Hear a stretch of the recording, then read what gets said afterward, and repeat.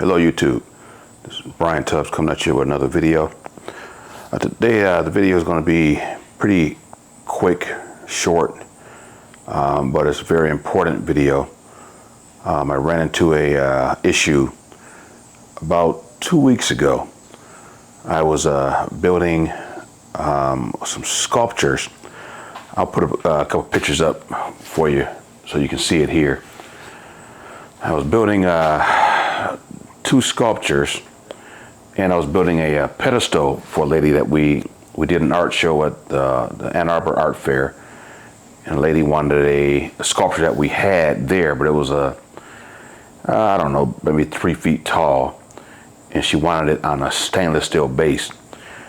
Now mind you, the sculpture was made of Cor-Ten, and it had a little stainless steel donut on the top. I'll show you a picture of that as well. We normally, when we do stainless and Cor-Ten, we'll put the stainless on the top, Cor-Ten on the bottom. But she wanted it reversed. She wanted the Cor-Ten up top and the stainless on the bottom. So we told her that we could do it. It's not what we normally do, but we could do it because how it happened was the slope, we call it slope, it was there at the show, and we had a pedestal for our booklet. When people come to our booth, they can look through the booklet, look at pieces that we don't have to show, and they can either have us make a piece or ask us if we have a piece already in inventory, that kind of thing. So the stand we made is out of aluminum. It's aluminum tube, I think it's 4 or 5 inch round tube, a platform. It sits on a brake rotor, and we have our book setting on top of that. And my wife put designs in the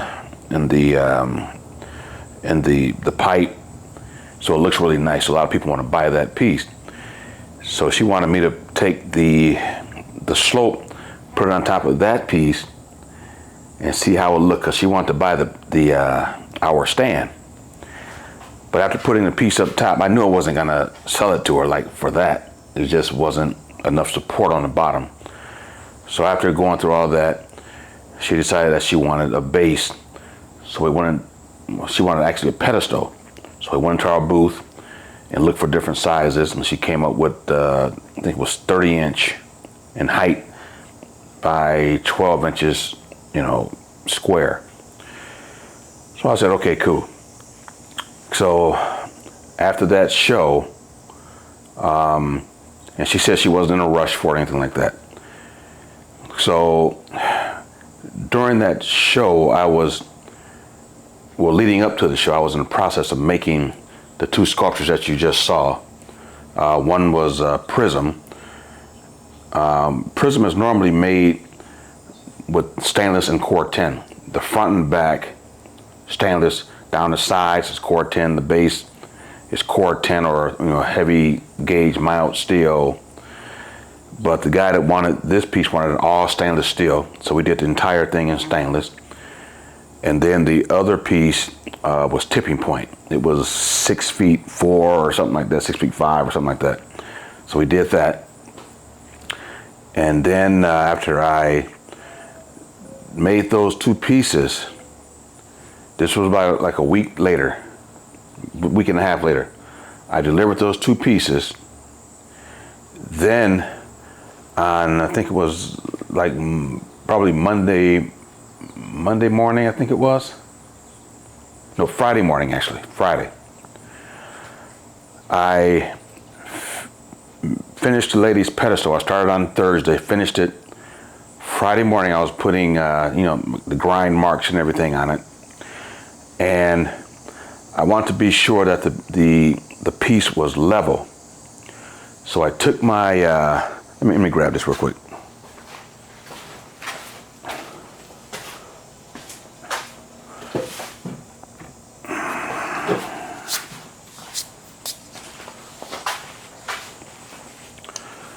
So I took my my small level.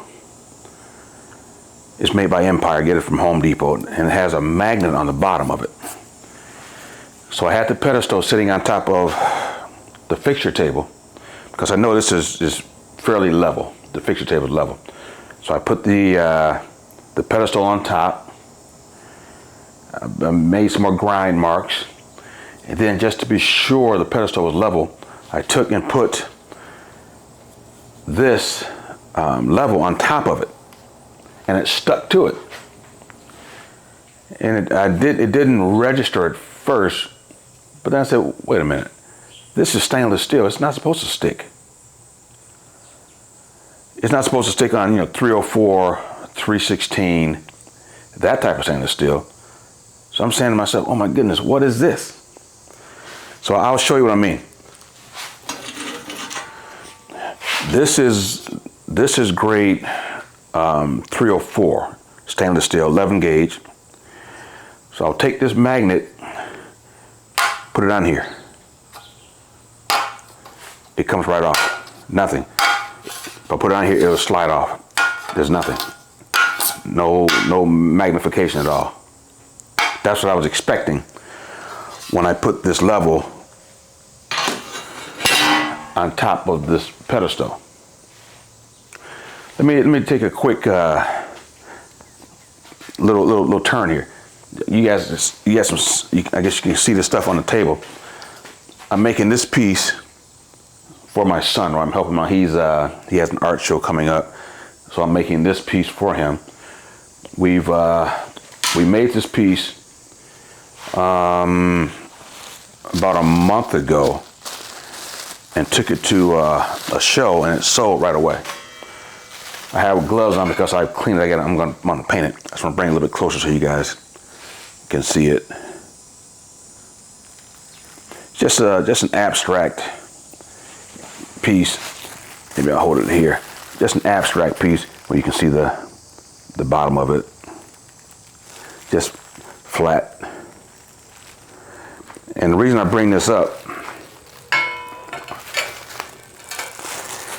is this is the stainless steel that's magnetized, has some magnification to it.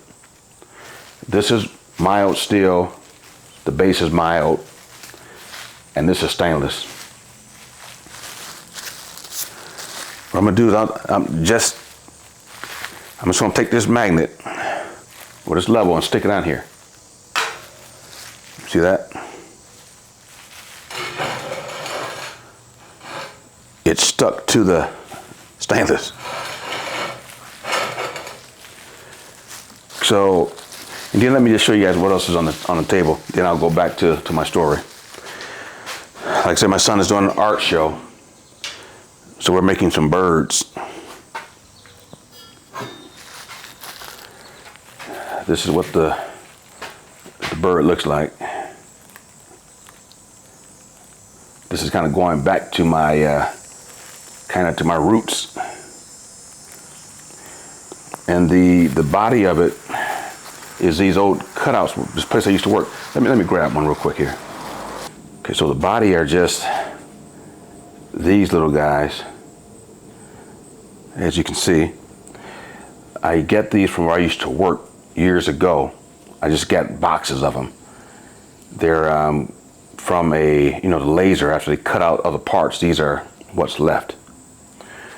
And then the tail on here is the same thing, laser cutouts. And I just put the 3 of them together to get this tail. So this is what's on the table. If you guys are just wondering, just birds. We're gonna have them probably in this position, have a pole or stake going from here to the ground. Probably have them 4 feet tall or so coming off the ground. Just for people's garden. I just have to clear coat them, and then kind of take it from there. So that's what's on the table here. And as you can see, my level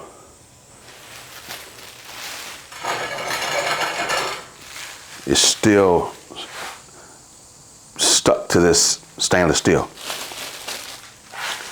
Now, going back to the story, I stuck the magnet to the top of the pedestal, and when I realized what was happening, I said, oh my goodness, because I had just delivered those 2 large sculptures. So I said, oh my goodness, did I use, first of all, I was asking myself, what is this? Is it a shiny or cold mild steel? Because you can get, you know, mild steel in cold roll, or, you know, hot roll. You can get it oil, pickled, all that kind of stuff, just different ways.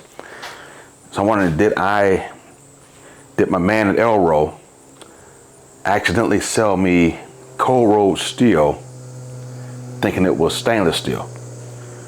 Now, I didn't go to my home Elro area. I went to Jackson, which is about an hour or so from here. And a friend of mine that used to work at the Ann Arbor store moved to Jackson, and now he's a manager there. So he gave me a spectacular deal on this stainless steel. I bought, it was a 5x10 sheet, 4x8 sheet. The 5x10 was 11 gauge, 4x8 was 11 gauge, and then I bought some 14 gauge. We were thinking it was all 304. We didn't even check.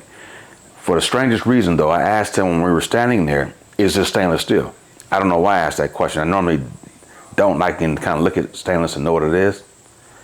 But for some strange reason, I asked, is it stainless steel? And he kind of laughed and said, yeah, it's stainless steel.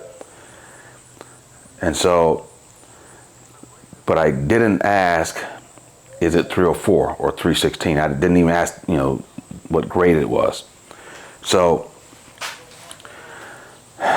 the magnet sticks to the pedestal. I almost started panicking because I had just delivered the other 2 bigs the day before.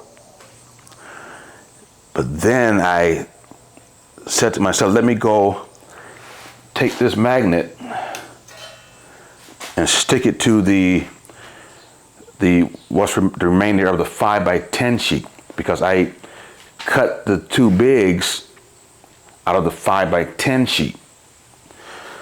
So I ran over to the table, took this, put it on the big sheet, what was left of it, and the magnet came loose. I said, oh my goodness. So I knew then that that was either 304 or 316. So I was good. I was good. But what it was the 4x8 sheet was a mystery metal. So I was looking at the metal and I said, it has to be, it's a stainless steel. It looks like stainless steel. It doesn't look like cold rolled or anything like that. So, and I know that there are different grades of stainless. So I started thinking, okay, what grade is this? So I went and got my receipt, and it didn't have, on the 5x10 sheet, it had 304 stainless. On the 4x8 sheet, it didn't have what it was made of. So I called my man at Jackson and asked him, what stainless do they carry other than 304? And he said that he thought it was all 304. So I said, no, this is not 304. This is something else. I thought it was a 200 series or something. So then I eventually I went and picked up the 4x8 sheet. I had them rip it down the middle. So I had a 2x8 and a 2x8, 2 separate 2x8s. The pedestal that I made, I used the first 2x8 sheet and ripped everything out. The other portion was still sitting on the table. So what I did was I took Actually, this was after I started researching, did a real quick Google search on which stainless is magnetized, has a strong magnification, and it came up with 409 and 411. It says it's still corrosion resistant, but just not as corrosion resistant as 304, 316, but it's still corrosion resistant. But it's more like food grade kind of thing. If you put it in the outdoor environment, in certain environments it could start to corrode. But I mean, it's not guaranteed it's going to corrode. So what we did was after I found out that it was not 304, I passivated it. Just put a heavy coat of chemical on it, and I noticed that once I passivated it, a lot of this like gray stuff, almost like a frost or something, started coming out of it. And it wasn't coming, I guess it may have been coming out of it, but it could have been the passivation chemical was drying too fast. So I got my garden hose and just lightly sprinkled the chemical. And so after 10 minutes or 15 minutes, I took the garden hose, rinsed everything off, dried it, and put the second chemical on, and it still didn't look as clean as I wanted it to look. So I left it, said I'll let it sit here, for most of the day out in the sun, let it kind of dry out and see what it's going to do, and hopefully that'll be good enough. But when I came back later on in the day, it still had that kind of like a frosty look to it. So I just took my grinder with a new pad and just went through and did the patterns again. The second time it came out much better. I mean, it looked like just what my 304 would look like. So I passivated it and put the other chemical on, and it looked fine, it looked good. And so still in my mind, I'm thinking, okay, what is this? Is it 409 or 411? What is it? So I went and flipped up the other 2x8 sheet, and it had written across there 409 stainless steel. So now I knew exactly what I was working with. So I called Elro in Jackson and told him that I found the tag on the back of it, and it was 409.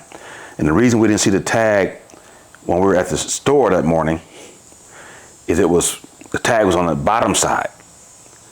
And I just told him, just give me that sheet, give me that. So we just went through and just did it. We didn't check or anything like that. And so I got the sheet, the 2x8 sheet. I told him I'm gonna bring it back, and I'm going to exchange that for some 304. So he said, no problem, bring it back. I'm not sure what they did with the metal. They may have kept it, and they're gonna make sure that whoever buys it knows that it's 409. And so I passivated the pedestal, like I said, put the second chemical on, and then on the inside of the pedestal, I put a coating on the inside just to make sure on the back side of the welds no atmosphere will get to it or anything like that. And I'm sure it's going to be fine, no problems. But it's just when you are thinking that you have 304, 316, and you get a surprise by my level sticking to it, it was just total shock. So this whole thing is, when you're dealing with stainless steel, when you go to your supplier to get it, if you want 304, be sure to tell them it's 304. You want 304, or you want 316. And another thing, another best practice would be on your keychain or in your pocket when you're going to pick up metal, stainless steel especially. Take a magnet with you and stick it to the piece you're looking at. If the magnet sticks, stay away, because it's either 409, 411, whatever it might be. It's not 304, 316. So if you're going for 304, 316, you let the person at your metal outlet, let them know that this is not 304, 316 because my magnet is sticking to it. They can argue all they want to if they don't know what they're doing or talking about. You can just say, no, this is not what I want. I want something that's non-magnetized. So that's the whole point of this video, is when you go to your supplier, know what you're getting. Because had I purchased that 5x10 sheet and it was 409, I would have been almost in a panic. Because with something as large as those pieces were, I did not want to, take a chance on those things starting to rust. The pedestal is small enough that I went through and did all the things that I did to it. I know it's not going to rust, but if it ever did rust, I can tell her how to remove the rust, with Barkeeper's Friend. Or if we got to the point where she just didn't want it, I could take the whole piece back, cut the Core-10 piece off the top, remake the pedestal out of 304, and it's good to go. So that's it, guys. I just wanted to warn you, when you're buying stainless steel, take your magnet, test it. With this 304, 316, there's nothing. There's no stick at all. Nothing. 409, 411. There you go. All right, guys. I will hopefully see you on the next one. I'm not sure if it'll be a warning video or just me making something or welding something. I'm not sure exactly what it'll be, but I just felt I had to get this off my chest. It's something that I learned.